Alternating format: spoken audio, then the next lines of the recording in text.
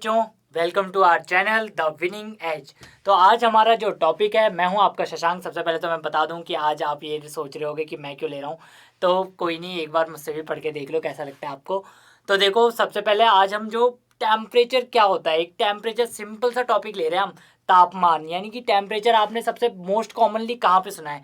आपने temperature measure करना कहाँ पे सुना है सबसे ज़्यादा? आपने देखो, बेसिक लाइफ में, डेली लाइफ में आपने वहीं सुना होगा कि जब आपको बुखार आता है तो आपसे डॉक्टर पूछता है कितने टेम्परेचर या कितने डिग्री बुखार है, कितना टेम्परेचर हो रहा है, हाई टेम्परेचर, इतना हाई टेम्परेचर क्यों हो रहा है, लो टेम्परेचर हो रहा है।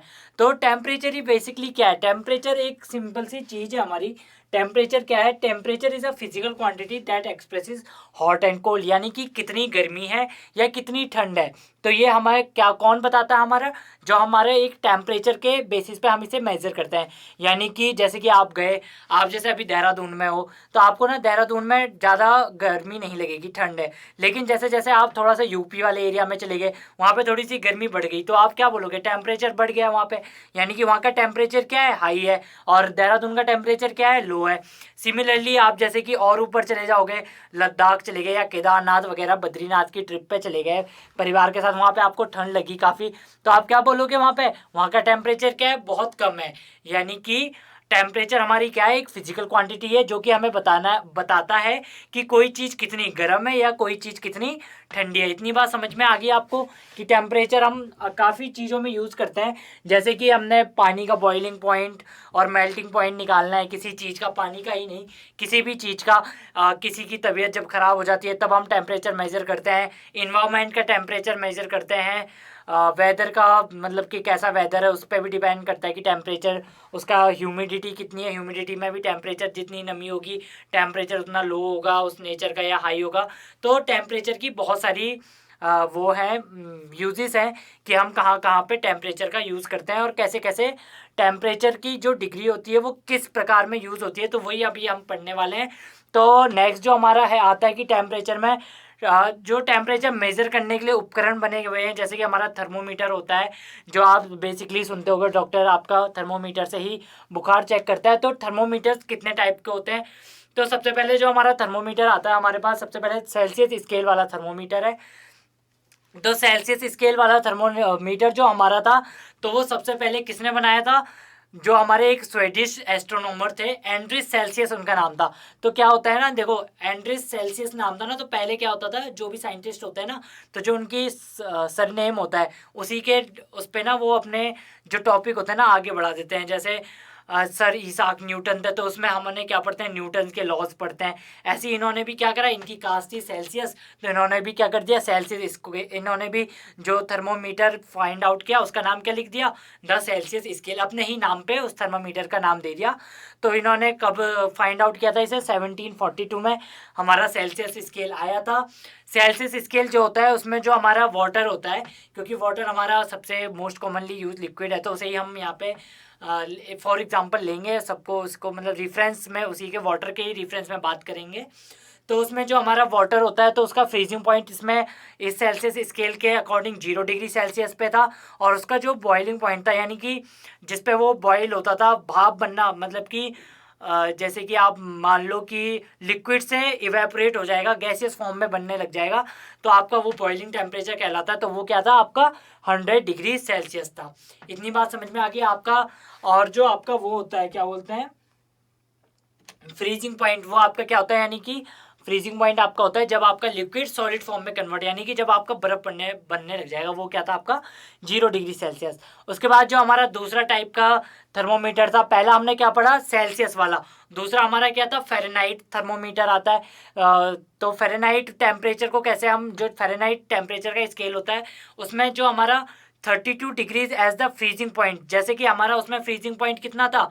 0 डिग्री सेल्सियस था। लेकिन इसमें क्या कितना होगा? 32 डिग्रीज फ़ारेनहाइट, इसमें 32 डिग्रीज हो जाएगा उसका वाटर का boiling point, sorry, freezing point. उसके बाद जो बॉइलिंग पॉइंट उसमें कितना था हमारा? 100 डिग्री सेल्सियस था। तो इसमें कितना हो जाएगा हमारा? 212 डिग्रीज, इसमें हमारा क्या हो जाएगा? Boiling point of water. तो देखो आप कितना डिफरेंस आ रहा है उसमें। सेल्सियस स्केल में जो हमारा वो था मेल्टिंग पॉइंट था, यानी कि बॉइलिंग पॉइंट या मेल्टिंग पॉइंट जो भी कह रहे हैं हम उसे, तो हमारा कितना था 100 डिग्री था। इसमें हमारा कितना है 212 डिग्रीज है। उसमें हमारा फ्रीजिंग पॉइंट कितना था 0 डिग्री था। इसमें हमारा फ्रीजिंग पॉइंट कितना है 32 डिग्रीज है।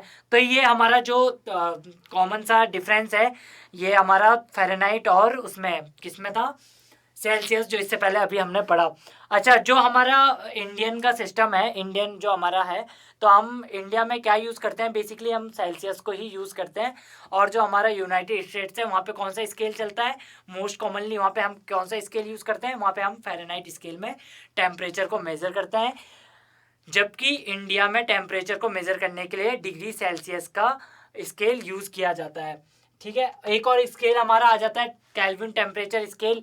तो इसकी जो डेफिनेशन होता है, Kelvin temperature scale is an absolute temperature scale with zero at absolute zero. यानी कि जो हमारा केल्विन टेम्परेचर स्केल है इसमें हम जीरो से नीचे टेम्परेचर को मेज़र नहीं कर सकते हैं। यानी कि जो हमारा ये केल्विन टेम्परेचर स्केल है इसकी जो वैल्यूज़ होती हैं वो जीरो एब्सोल्यूट जीरो से नीचे नहीं होती हैं। यानी कि जीरो पे ही इसका जीरो हो जाता है, जीरो मतलब उससे ऊपर ऊपर की वैल्यूज़ ही हम इस स्केल पे मेज़र कर सकते हैं और इससे नीचे की वैल्यूज़ नहीं कर सकते मेज़र। जैसे कि हमने उसमें देखा था फ़ारेनहाइट एंड उस वाले में सेल्सियस वाले स्केल की जहाँ तक बात करें तो उसमें आप नेगेटिव वैल्यूज़ को भी जीरो से नीचे भी जा सकते हो आप। जैसे 0 डिग्री सेल्सियस के बाद आपने -13 डिग्री, -415 डिग्री ऐसे ऐसे भी कर सकते हो। लेकिन जब तक जहाँ तक आपकी बात आती है केल्विन टेम्परेचर स्केल की, तो या इसका जीरो जो होता है वो टेम्परेचर वो एब्सोल्यूट जीरो पे ही क्या हो जाता है आपका ख़त्म हो जाता है, इसका जो मेज़र करने का मेज़रमेंट होती है टेम्परेचर की। ठीक है, तो आगे बढ़ते हैं। आगे हमारा आ जाता है कन्वर्जन ऑफ टेम्परेचर।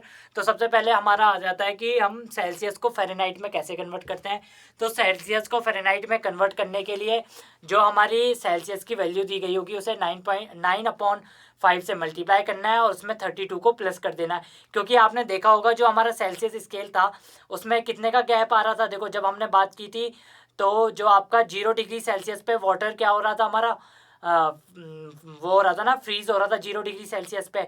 तो आपका फ़ारेनहाइट वाले स्केल में कितना जा रहा था वो तब 32 डिग्री जा रहा था।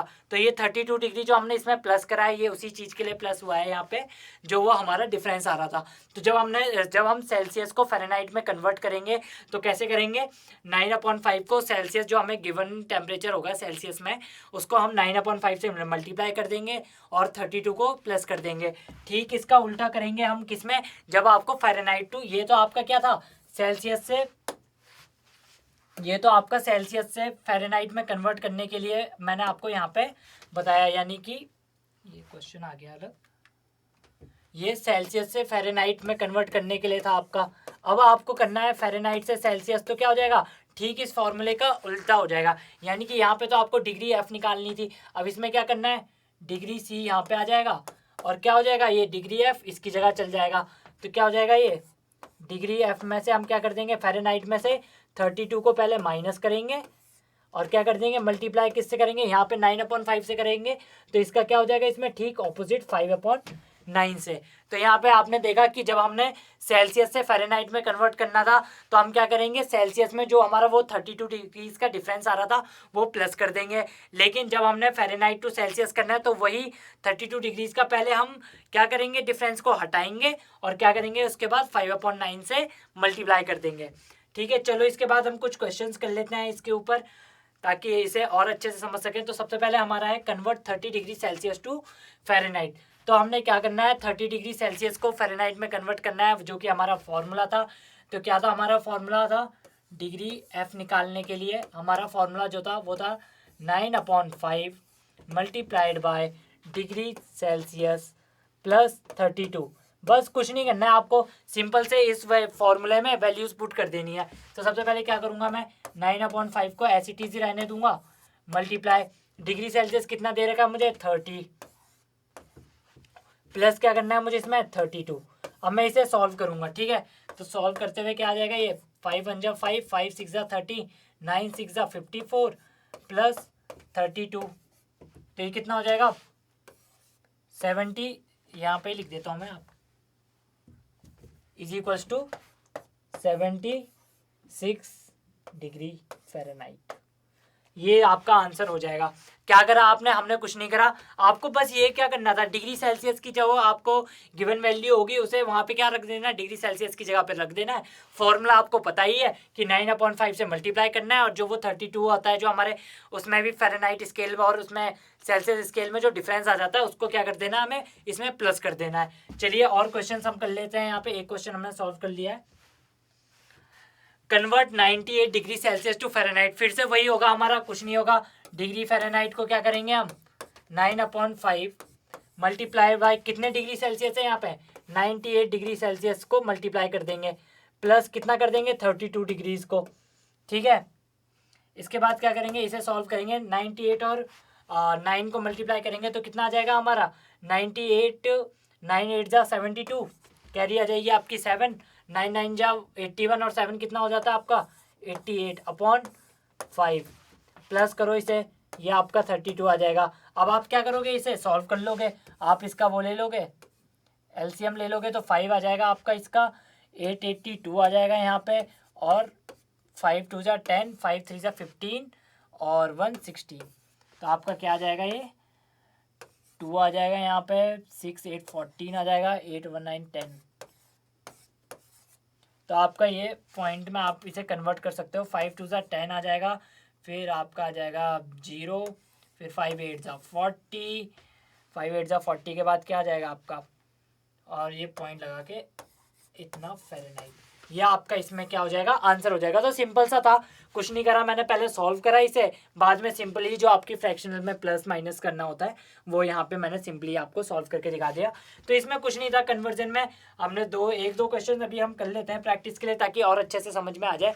अब सिमिलरली फिर से क्या आ गया, फिर से आ गया 35 डिग्री, तो सबसे पहले क्या करूँगा, मैं जल्दी से कर लूँगा, 9/5 को 35 से मल्टीप्लाई करूँगा, प्लस क्या कर देते हैं हम इसमें 32 डिग्री, हम क्या निकाल रहे हैं यहाँ पे, डिग्री एफ निकाल रहे हैं, तो क्या हो जाएगा 5 1 जा 5, 5 7 जा 35, और यहाँ पे 9 7 जा कितना हो जाएगा, ये 63, अपॉन में तो 1 बचा तो उसे लिखने की जरूरत है नहीं, प्लस 32, तो ये कितना हो जाएगा 325 95 डिग्री फ़ारेनहाइट। इतना सिंपल सा आपका निकल गया ये आंसर भी, कोई इसमें देखो ज़्यादा टफ वाली बात नहीं था।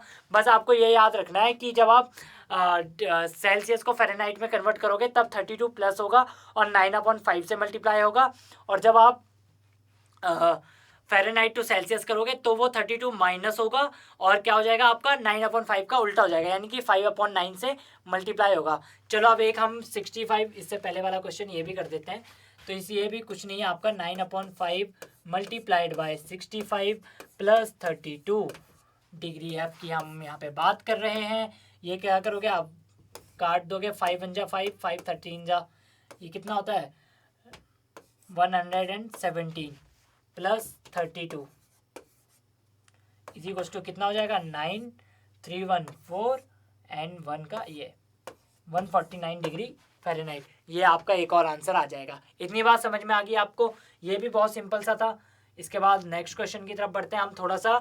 अब देखो, अब आपका क्वेश्चन क्या है, 65 degree Fahrenheit two degree Celsius में कन्वर्ट करना है। पहले हम क्या कर रहे थे, डिग्री सेल्सियस को फ़ारेनहाइट में कन्वर्ट कर रहे थे, अब हमें फ़ारेनहाइट टू सेल्सियस करना है, तो यानी हमें डिग्री सी पता करना है। तो कैसे करना था, सबसे पहले जो गिवन फ़ारेनहाइट है 65 डिग्री माइनस 32 कर देना था इसमें से, और मल्टीप्लाइड किससे करना था बाद में इसे, ये ब्रैकेट में इसलिए लिखा है क्योंकि माइनस पहले होगा हमारा, और इसका उल्टा 9/5 का 5/9 से हमें क्या कर देना है, मल्टीप्लाई करना है। तो ये कितना हो जाएगा, 5 में से 2 गया 3, 6 में से 3 गया 3, 33 आ गया, ये 5 में से 2 गया 3, 6 में से 3 गया 3, ठीक है 5/9 ये आ जाएगा।